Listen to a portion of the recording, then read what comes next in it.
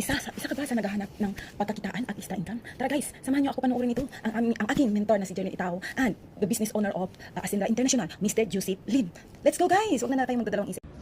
Hello! Alam kong decided ka na at syempre ako excited na din ako na magiging part ka dito. At ngayon sobrang nakaka-excite kasi andito po tayo ngayon sa office ni Sir Joseph Lim at syempre may message siya sa'yo. Hi! Alam mo ba na sa buhay natin, ang pinaka nagpapa-inspire palagi sa atin is yung meron kang purpose bakit mo ginagawang isang bagay. Just like me before, ang purpose ko lang dati, kumita, mabili ko yung mga gusto ko. Nung medyo dumating sa point na luwag-luwag na, ang goal naman natin makatulong. Kaya right now, tinayo natin ang Ascendra para mas makatulong tayo sa mas maraming kapatid natin sa OFW kasi na-find out ko na 15%, ito yung mga taong nagtrabaho sa Hong Kong, after magtrabaho sa Hong Kong, after 10 years, 20 years, 30 years, na bumalik ng Pilipinas, ito yung mga nangyari sa kanila. 15% doon, yumaman po talaga ng sobra. Nakaipon, nakabili ng mga properties sa Pilipinas, at tuloy-tuloy yung kinikita nila kahit umuwi pa sila ng Pilipinas.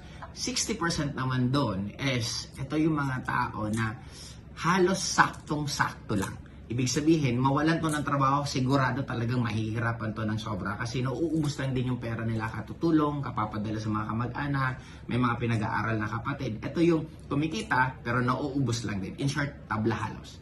Meron pang 25% na ito naman yung hanggang ngayon nasa Hong Kong pa rin pero baon sa utang.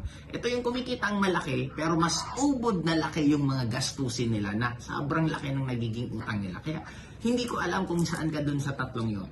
Pero ang majority na napupuntahan lagi nandun sa almost 85% na yon. Kaya nabuo itong Ascendra International kasi sabi namin, what if mas makatulong tayo sa mga kapatid natin ng OFW sa Hong Kong, nakikita ka ng dagdag na income nang hindi mo kailangan i-let go yung ginagawa mo. Kaya napaka-committed namin bakit.